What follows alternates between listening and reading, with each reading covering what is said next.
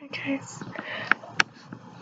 I promised myself that I wouldn't do videos on anything besides my expensive camera, but I feel like this is more personal, and for me to be able to actually talk about this, I feel like it needs to be more personal since it's something really personal. And I'm not really sure when I'm gonna post this or anything, but it's just something I felt like I needed to do right now because I haven't really talked about it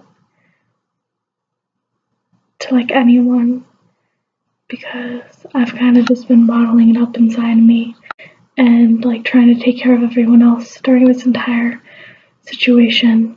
So I haven't really taken care of myself, and I feel like this right here could help a lot.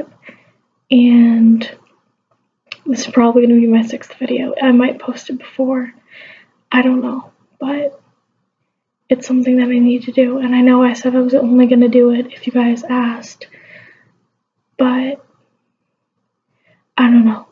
I was going to write a book, but it was too much. It was having it on paper. It's different. Hard. It's so hard. I haven't even really.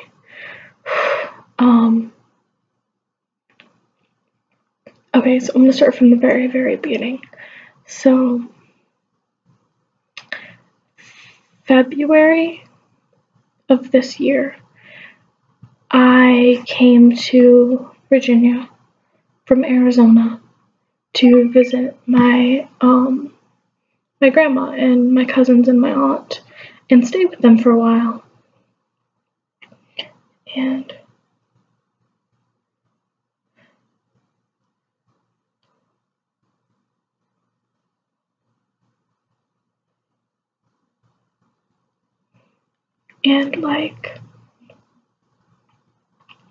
it's sorry. So, we came here to, see with my grandma and all this stuff, because my grandma's getting up there in age. Spent a lot of time with my cousins, which I didn't really get to do growing up, considering they're on the East Coast and I was on the West Coast. And, we didn't have the money to go out there, and they didn't really.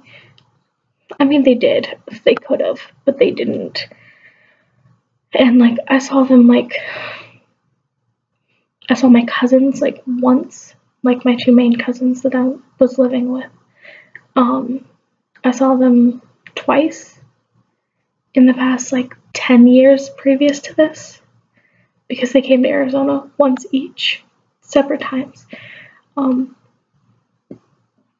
And so, there was a huge disconnect, because they didn't grow up around me, and, my cousins are not. It's just, it'll make more sense later.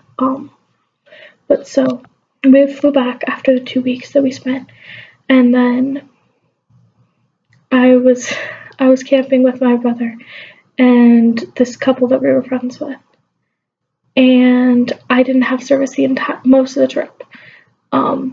But after we, were about to go to bed, I got a call and I got a text and I got a voicemail. I got a voicemail from Brenda, who's my aunt, saying that my grandma fell. And my mom told me a little bit because I asked, because she texted. And I'm like, we have to go back, don't we? And so that's all I was able to think, the rest of the camping trip. So I had to go to bed to that, and I just, she ended up breaking a rib and was in rehab, and it was rough. So we went back to Virginia indefinitely, to help because they all had, my cousins and my aunt have full-time jobs, so they're out all the time during the day, and my grandma was alone, and that's why she fell to begin with, because she was trying to do things on her own when everyone was gone. She failed. Like, it just didn't work out, and so she got really hurt, and we had to come back, and so we came back, and she got out of rehab, and things were fine, and she was improving, and, I met someone great along with all of this, and,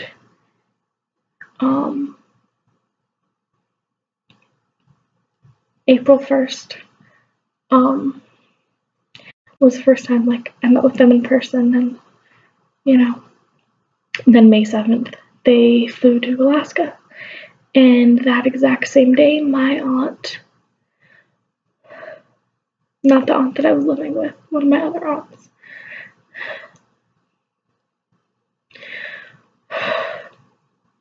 she had a double cardiac arrest in the hospital, and so she was put on life support, and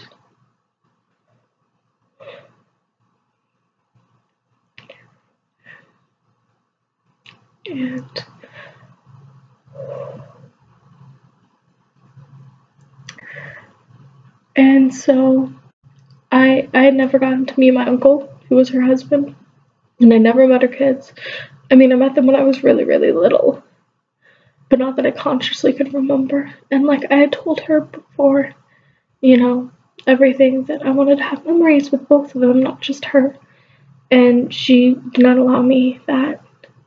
And, like, I respect that, because, like, I get it, because he has issues, and, like, it's really complicated, and I don't feel like dragging it through the mud, because it's not my place, and you don't speak ill of the dead. Spoiler alert. So I didn't even get to reach out to, like, the one person that could support me. I had just had to be the rock for everyone, and I had to be like, she'll pull through. She always does. She's a phoenix. That's what she's always done. She had a rare genetic disorder, disease, I guess. I don't know.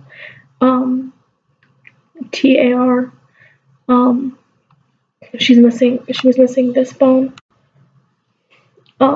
And so her wrist was here, and she had a lot of blood problems, and, like, would have to keep getting blood transfusions and all this stuff. And she'd gone to the hospital for that, and things just got real complicated real fast, and just, it went downhill. And so she was in the hospital, at that hospital that we went to that morning. It was just my mom and I at first, and we were alone with her husband. And then both our kids flew in, and my aunt and my two cousins came.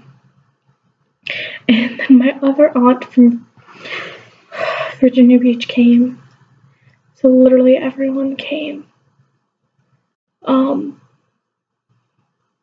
And we thought that was it. The doctor had said that pretty much, like, on the phone with Aisha and him, who are my cousins, that are her children, that she was dead, like, that there was no hope. But I mean, she pulled through that day, and then she started getting responsive, even though she was, she was sedated, and she was on life support. But she started breathing slightly on her own, and it kept improving, and it really seemed like she was going to wake up. It really did. And even though I had resigned myself to the fact that it probably wasn't going to happen, that you can only survive so many times before it's just, your body needs to rest. Like, she was put through so much, of her life, and it's terrible. And like, I haven't really, but I kept having to be the one, she'll pull through. She'll pull through. She always does. That's who she is. She's a phoenix. She's a fighter. And so I just have to keep that, motto. I don't know. But she seemed to be improving, and then she wasn't anymore. And then they transferred her to a much better hospital. And I don't think I should name the hospitals because I don't feel like that's right. I don't know. But it was like, it's a school hospital. It's a very good hospital. And she was there for like 2 weeks, and it was a lot further away, so we couldn't be there every day. So my aunt, her went with the husband and the children to the other hospital and stayed there. And then the Sunday before, I guess they found out that she was on 100% life support, and she was deteriorating rather quickly. And my aunt calls my mom, and she's like, you guys need to get in the car, and you need to drive here now. And so everyone's a mess, just crying. And like, I didn't want to be the one to tell my grandma, so I left it. I put her in the wheelchair. I held her. But I didn't tell her what was happening. I couldn't tell her what was happening. I couldn't be the one to bear that news. Like, I had to keep my mom up. I had to keep my cousins up. I could not handle my grandma too. And so I was not going to be the one to tell her. I mean, there's no way that I was going to be the one to tell her. So we get in the car and we drive like 2, 3, 4 hours to get to the hospital. And we get there. And my other aunt's coming from Virginia Beach again. And this time it was it. There was no coming back. We knew that. That's why we had to come. Because they were taking her off life support. And so we each got to say our goodbyes. And we waited until late that night, early the next morning, to actually pull the plug. Because we wanted to make sure everyone was there and everyone got to say their goodbyes and everyone got to do what they got to do, what they wanted to do. And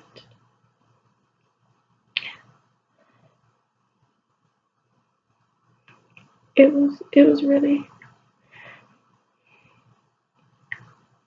the only way I was able to deal with it is because I was able to talk to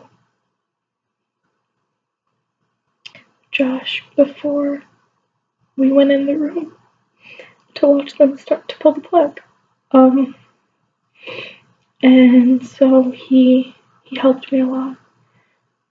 And I don't know what I would be, where I would be, how I would be without him and a few other people, and just like, I don't know. Just it's really hard to talk about. But so that night, like 4 in the morning, on the 25th, I think, she was gone. And I couldn't even say the words. I couldn't say that she was dead. I couldn't say that she was passed. I just said she was gone. I texted my uncle on my dad's side, my dad, my grandpa on my dad's side, Josh. I texted him, she's gone now. And that made it really real. And so my mom and I spent the night in the hotel with my aunt from Virginia Beach. It was amazing. Like, I love her so much. But so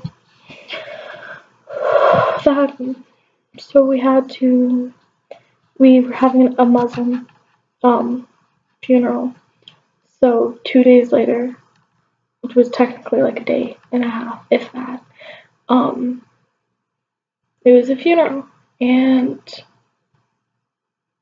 we had to, do it according to their traditions, and a lot of the women in the family didn't like it. I understood it, so but it was really hard because it was their sister. They were a lot closer. I came in a stranger, so I don't have a right, or I don't feel like I do, but I do because, goddamn, I just got her, and then I lost her. I had just gotten her.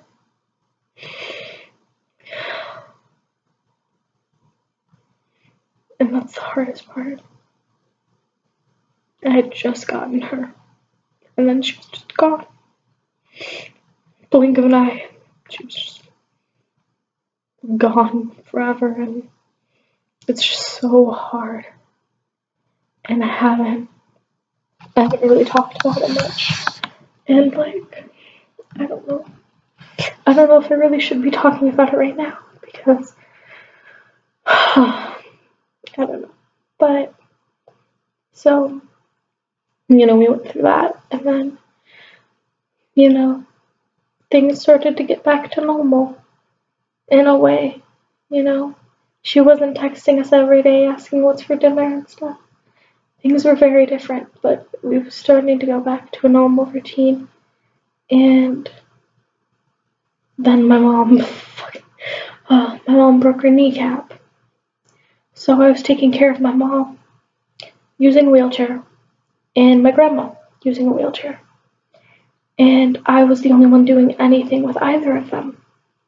So I wasn't going to clean the house. I wasn't going to do anything else. And if I was going to have to freaking sit there and not leave the house at all, or do anything besides take care of my mother and my grandmother, I was going to take the TV. I sleep on a couch. I slept on the couch for months. I was not going to give up the TV. And, even when I was going to give up the TV, it's just, oh. But, my mom got surgery for her kneecap, and then, 3 days later, my mom's like, get out. We got into a fight, and she's like, get out. I had just bought a car. I had bought a wheelchair. We spent money the entire time that my aunt was in the hospital. We spent so much money that entire time. My mom and I had no money. We had $0, essentially. We had enough to get a hotel room for 2 nights. And so we did that. She kicked us out of the house. She kicked us out after my mom just had surgery.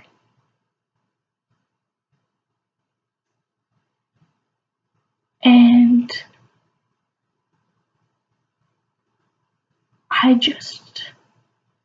I'm still really angry. But, it happens, whatever. So We got a hotel room, and then we got, we moved in with my aunt's boyfriend. Not my aunt's, my grandma's boyfriend for a couple of days. And then he paid for a sublet for us. And by paid, I mean he let us borrow money. And,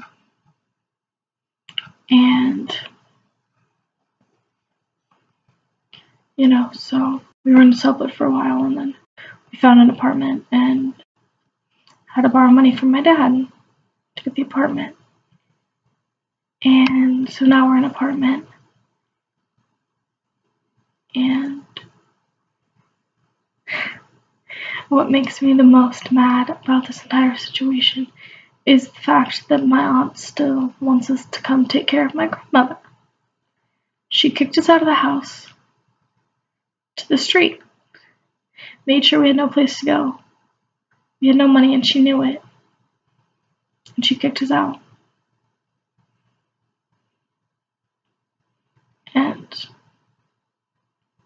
it's just...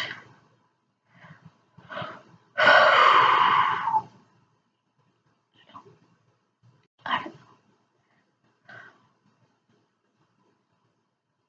It just makes me so mad.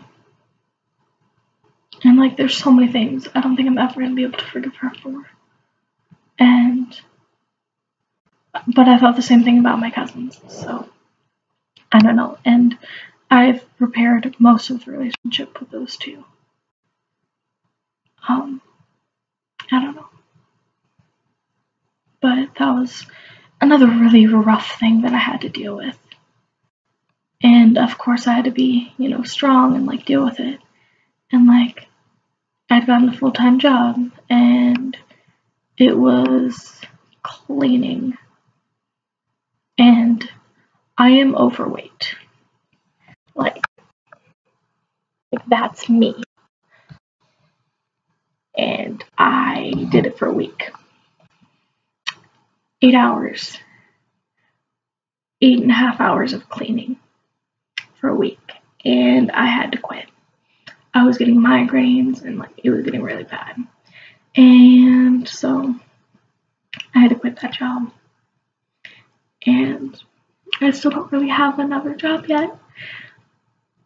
So I'm still trying to figure that out, but excuse me. I don't know. It's just things are just so rough. But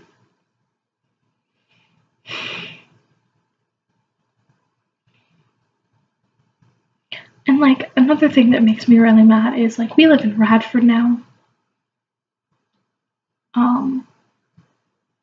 And they live in Blacksburg. So we have to drive 25 minutes to go take care of my grandma every day. And they're not paying us. They're not doing anything. And we do not have the financial ability to keep doing this. But we're too good of people to say no. Which is part of the problem. And I don't know what to do. And I feel I need to fix everything and I can't. I'm literally, I have no idea what to do. I am at my wit's end. And I literally don't have pretty much any friends. I have no friends. I have a boyfriend. I was not gonna say that. Well, I have a boyfriend. His name's Josh, and he's great. But I have him, and I have a friend that I'm not supposed to have, but she's more of a sister. And then I have another sister friend, and that is literally it. I have people from social media apps, Whisper, that I talk to and stuff. And I'd like to consider them my friends. But I mean, I've never met any of them. So I don't know, that's rough for me to consider them a friend yet. But working on it. But I don't know. And then as if things couldn't get any worse. A kid that I knew. It was really close with my brother and two of my best friends from back home. He was a kid. He was 17 years old. And he killed himself. It messed me up way more than I thought it was going to. I knew him. And it didn't hit me as hard as my friend Kelly's death when she died. Because I don't think any death will ever compare to that. She was 13 and she died of cancer. She changed my life, and I never got to tell her that. And I don't know, I'm still super messed up about that. And that was so many years ago. I don't know if I'll ever be okay from that again. But so that's been the past couple of months. I mean, there's more, but that's the major things. And through all of that, my boyfriend was in Alaska.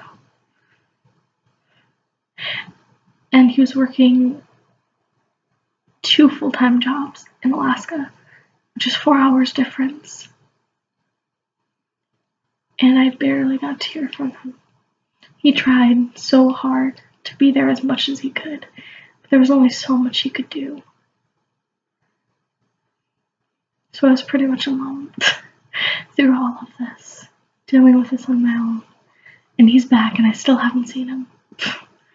But I mean, he's not back in Radford. He's in Roanoke with his mom. So I'm not mad about that. I'm kind of glad about that because I need to get this out because I don't want to break down in front of him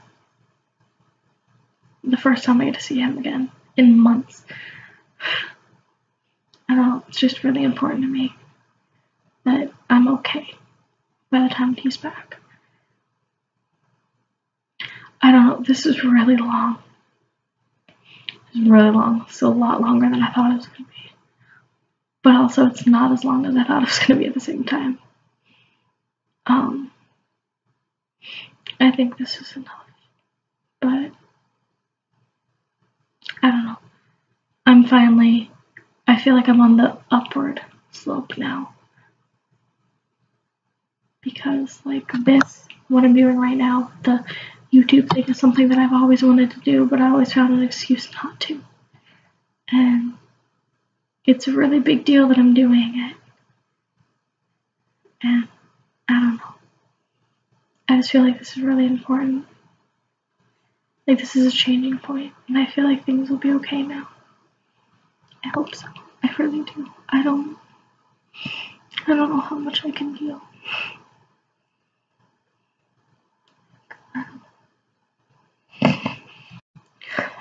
Anyway. Bye, guys. I love you. Don't forget that. And if you ever need help with something, or you're feeling alone or anything, just don't forget that you could reach out to me. You can reach out to a whole bunch of people. You're cared for, you're loved. Just don't give up. If you need help, just reach out. Honestly, reach out, please. Please don't go down the road that he went, and so many others before him and after him. Just don't do it. Just don't. Just really don't.